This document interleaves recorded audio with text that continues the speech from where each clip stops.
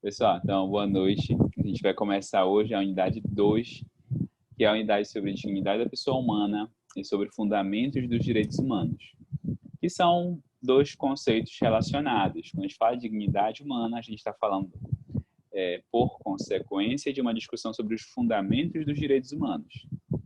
E aqui eu queria situar um problema inicial, dois problemas iniciais, na verdade. Por que eu sempre trago essa discussão, e eu acho que essa é uma discussão muito importante?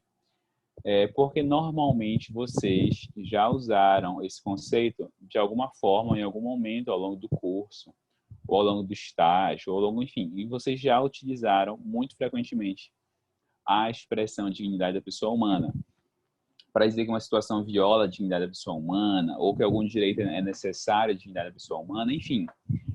Nós muito frequentemente usamos a dignidade humana como referência para fundamentar certas pretensões ou para alegar certas violações. Eu entendo a razão, mas eu acho que isso normalmente é feito de uma forma infundada. Por que isso é feito de uma forma infundada muito frequentemente? Porque nós simplesmente não sabemos o que é dignidade. A maioria de nós cita a dignidade da pessoa humana sem conseguir compreender o que é que ela significa, qual é o conceito que ela traz. A gente simplesmente cita por citar, né, na maioria dos casos. Bem, o que eu queria trazer aqui, então, é que, embora essa dignidade seja normalmente trazida assim, ou utilizada assim, ela, ela tem um conceito. Claro, é um conceito que é um conceito aberto, é um conceito bastante abrangente, mas ainda assim é um conceito e que deve ser considerado. Nós não devemos tratá-la como se não houvesse efetivamente conteúdo dentro dela. Ela tem um significado específico, tem um histórico bem específico também. Olha só, gente. O segundo grande problema, eu acho que esse é pior que o primeiro, inclusive, é que a gente trata a dignidade como se ela fosse um direito. E qual é o problema em tratar a dignidade como se ela fosse um direito? Porque dois grandes problemas, né? Quando se trata de dignidade como se ela fosse um direito, você vai aqui. Você vai tratar a dignidade como se ela fosse algo externo ao ser humano e que eu quero conseguir ou que eu fui violada, mas é essencialmente algo que está fora de mim. Quando você trata a dignidade como um direito, é como se eu fosse um ser humano e eu quisesse dignidade ou eu tivesse dignidade de novo, algo externo a mim, que não é o caso. A dignidade da pessoa humana, ela é constitutiva do ser humano. Então não é algo que eu exijo de alguém. Claro, ela pode ser violada, obviamente ela pode ser violada, mas assim, ela está associada ao que eu sou como pessoa. Por isso ela não é um direito. E o segundo motivo pelo qual não é um direito é porque um direito você pondera, um direito você pesa, né, em alguns casos, um direito você restringe, você limita, em alguns casos você pode até ignorá-lo em certas situações. Olha, nessa situação aqui não dá para segurar esse direito, não. Eu vou ponderar os direitos e esse aqui será afastado. Às vezes a gente faz isso também. Na dignidade nós não podemos fazer isso. Por que não? Porque a dignidade ela é constitutiva, ela é algo que constitui o ser humano. Ela não pode, de novo, ser algo que eu pego, uso e descarto. Não, ela não funciona assim. Ela funciona como algo que eu posso ter e não ter. Não. Nós sempre temos, porque é isso que nos caracteriza como seres humanos. Então a gente vai dizer, e esse é o conceito mais frequente, que a dignidade, na verdade, é o valor, chama de valor base do ordenamento jurídico. O que é que significa isso? Significa que ela sustenta o ordenamento jurídico. Significa que ela dá o substrato axiológico, ou seja, ela informa os valores que vão nortear o ordenamento jurídico e todos os direitos, especialmente os direitos humanos. Por isso, gente, direitos humanos são simples consequências ou simples implicações da dignidade da pessoa humana. Não são simples por serem fáceis, mas eles são simples porque a finalidade dos direitos humanos é assegurar a dignidade humana.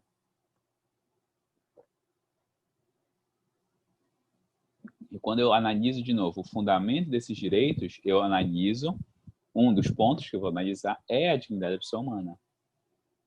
Então, quando eu volto a analisá-los, eu preciso voltar e compreender o que é o ser humano, o que é a dignidade, ok? Então, considerando esses dois problemas, gente, bora analisar primeiro quem é o sujeito da dignidade humana. E aqui eu preciso fazer três diferenças. Nós usamos esses três conceitos como sinônimos, mas eles não são sinônimos. Quais são os conceitos que nós usamos como sinônimos? Indivíduo, ser humano e pessoa humana. É muito comum. Um indivíduo é uma pessoa. O ser humano é uma pessoa. A pessoa humana é uma pessoa. Mas eles não são exatamente idênticos, eles não são sinônimos. Embora nós utilizemos como se fossem sinônimos, eles não são. O indivíduo, gente, ele diz respeito a um ser individualizado, que pode ser um ser humano ou não.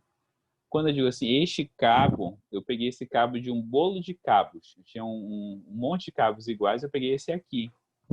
Esse aqui é um cabo individual, ou ele poderia ser chamado de indivíduo, porque ele foi individualizado, ele foi tirado do bolo e foi separado. Não é uma expressão muito comum, mas pode ser aplicada assim, porque é esse o sentido dela. Indivíduo no sentido de individualizado, separado, distinto. O ser humano é um indivíduo. O ser humano é um indivíduo. Nós somos seres individuais, nós existimos por nós mesmos.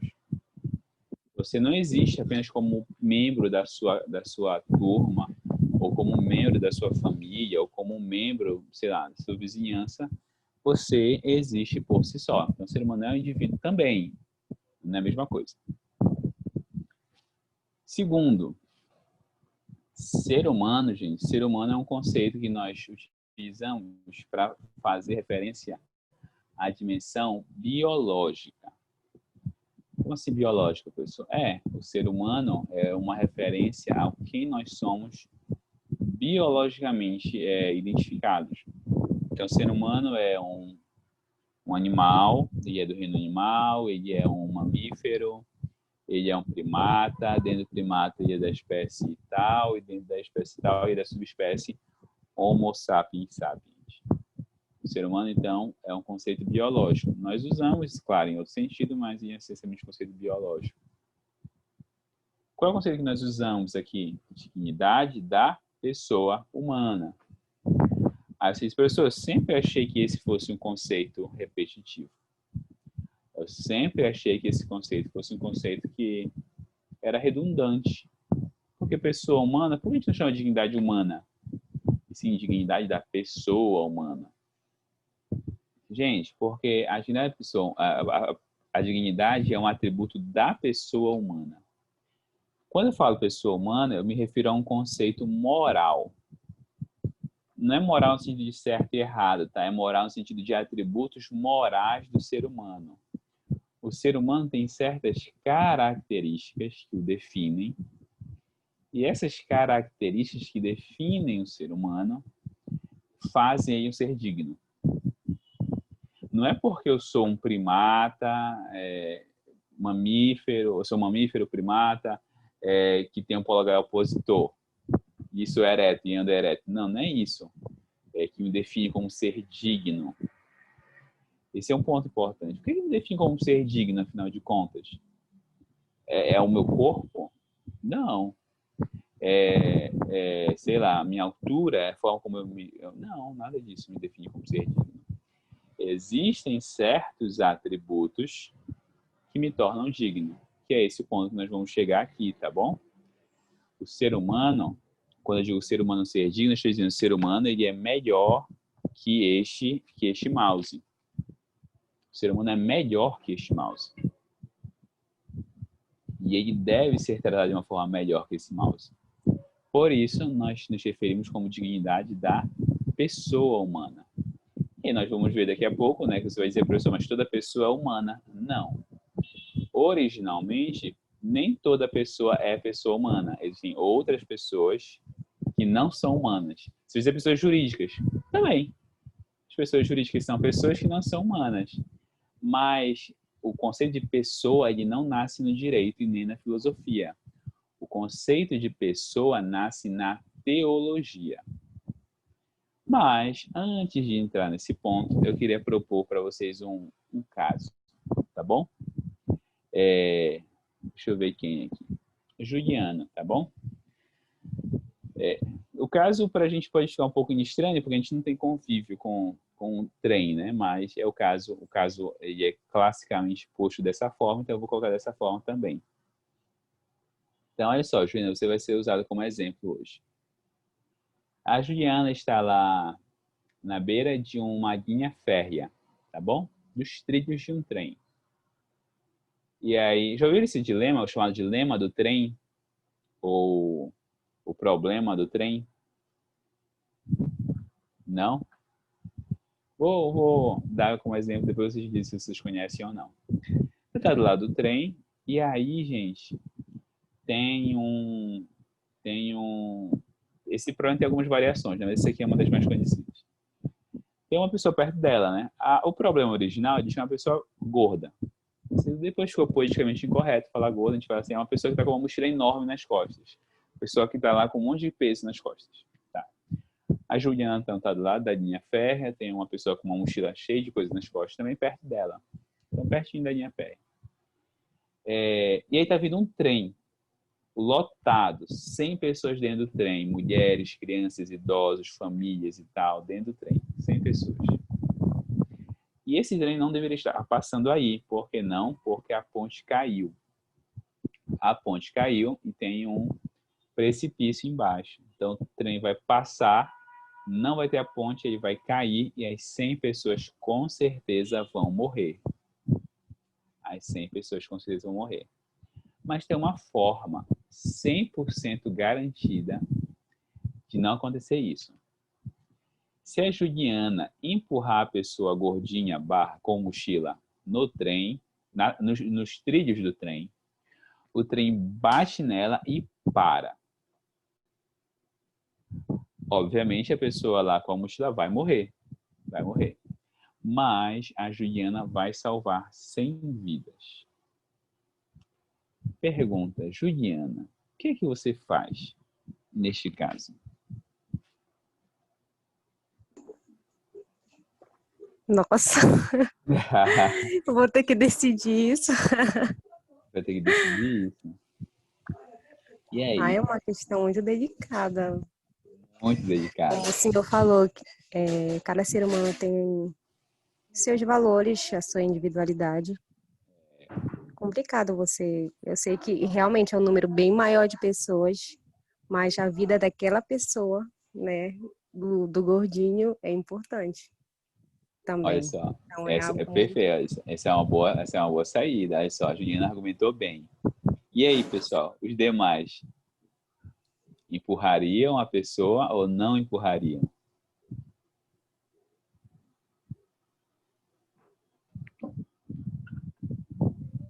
Vocês empurrariam a pessoa nos trilhos?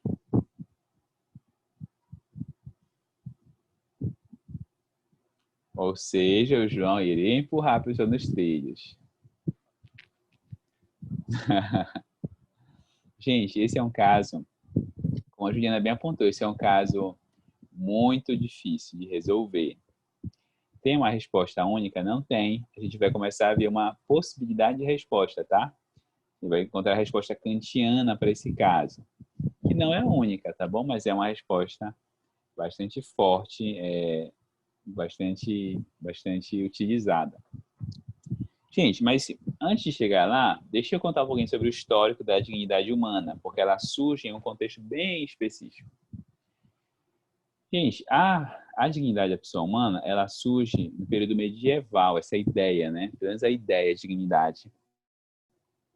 Principalmente com Tomás de Aquino.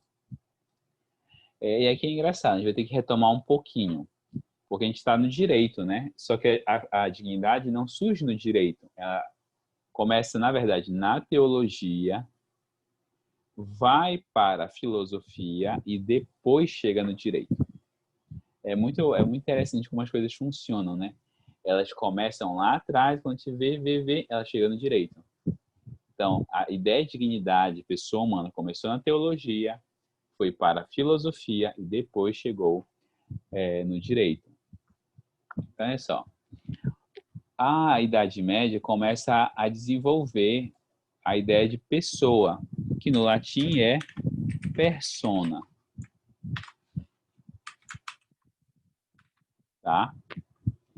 Persona, no latim, ela normalmente se referia a uma função, a algum atributo específico. Não era eu, Elden, que sou uma pessoa, não. Eu tenho um certo atributo, uma certa qualidade, eu tenho uma certa posição, e aí esta posição é uma persona. Então, por exemplo, a mais conhecida é a persona senatoris, a pessoa do senador. Não é o José que é senador, não, é a pessoa dele como senador. É a posição dele, é o atributo dele. Isso lá na Roma, tá? Isso lá na Roma antiga. Então, se tem essa ideia de persona como esse atributo, que não é algo próprio, é um atributo. Na Idade Média, essa ideia de persona entra na teologia com uma outra feição. Mas qual a ideia de persona que se aplica ao ser humano, tá bom? Bem, persona, na Idade Média, vai ser um indivíduo que tem uma certa essência ou certos atributos. Então, persona é um indivíduo, ou seja, um ser individual, volta para cá, não é ser humano, não é sinônimo de ser humano, tá? Indivíduo é ser individualizado, não necessariamente ser humano. Então, é um ser individualizado que tem uma certa essência, que tem uma certa que tem certos atributos. Esse conceito de persona, ele vai lá para a teologia primeiro. Teologia é teologia. Para quê? Na teologia cristã, para falar das pessoas de Deus. Não sei quantos são cristãos, mas na fé cristã tem um conceito chamado de trindade. A trindade significa que Deus são três pessoas em uma só. O que significa isso? Isso é um conceito teológico difícil, inclusive. É bem complexo, bem filosófico. Deus são três seres individualizados, Deus Pai, Deus Filho e Deus Espírito Santo, mas eles têm a mesma essência, ou seja, os mesmos atributos. Então, são três pessoas diferentes, mas com os mesmos atributos. Tá? Essa é a ideia que nasce na teologia. Vou trazer aqui como é que ela vem para a filosofia e para o direito. Ela começa a migrar essa ideia de um indivíduo com essência, começa a migrar para a filosofia e para o direito para falar do ser humano. Bem, como é que ocorre essa transição, gente? Essa transição ocorre por um conceito que é chamado de imago Dei, que é o seguinte: o ser humano tem certos atributos, tem certas qualidades, tem certas características, porque ele foi feito semelhantemente a Deus. Então, ele tem certos atributos por comparação. Então, o ser humano também é uma pessoa. Ele não é Deus, ele tem alguns atributos. Quais? Quais atributos? Aí chegamos ao ponto. E aí, Tomás de Aquino vai pegar os atributos que Aristóteles tinha indicado. Bem, a pessoa humana é um ser individual, é um indivíduo. Com quais atributos? 3. O ser humano é um animal e é um ser biológico. Nós temos corpo, nós temos fome, nós nascemos, nós crescemos, nós morremos. O ser humano é um animal. Mas ele é um animal político ou social, ou seja, ele se relaciona, ele se comunica, ele interage, e não só o ser humano age assim, mas ele gosta de viver assim. Ele se satisfaz ou ele se realiza assim, sendo social. E a última característica do ser humano é um ser racional. O ser humano exerce as funções racionais, ele consegue pensar, ele consegue desenvolver ideias, raciocínios e por aí vai. Aí você disse, professor, me explique melhor como é que se relaciona isso. Gente, olha só, o que é dignidade? E aí eu volto a falar da Juliana. Essa pessoa, é difícil a escolha. É muito difícil a escolha. Então, olha só, vou dar um exemplo que talvez seja mais simples. Você está andando na rua e aí você está segurando em uma mão seu celular, o seu iPhone 11 Pro. Você está segurando o seu iPhone 11 Pro em uma mão. E na outra mão você está segurando uma coxinha, tá bom? Não vai ser tão fácil a escolha porque é uma coxinha. Mas vai ser mais fácil que a outra. Aí você está lá andando e você tropeçou. E aí você tropeçou na frente de um bueiro. E aí ou você vai derrubar o celular, o iPhone 11 Pro, ou você vai derrubar a coxinha dentro do bueiro. E aí, filho, tchau, tchau. O que aí você vai deixar cair? Qual dos dois você vai deixar cair? O Adiel vai deixar cair a coxinha. Depende da fome. Aí tu vende iPhone Pro, filho, tu compra a banquinha do cara toda de coxinha. Gente, você vai soltar a coxinha. Por quê? Porque, embora sejam diferentes, nem eles têm algo que dê valor, assim, que torne aquilo ali algo indispensável, algo do tipo. Não.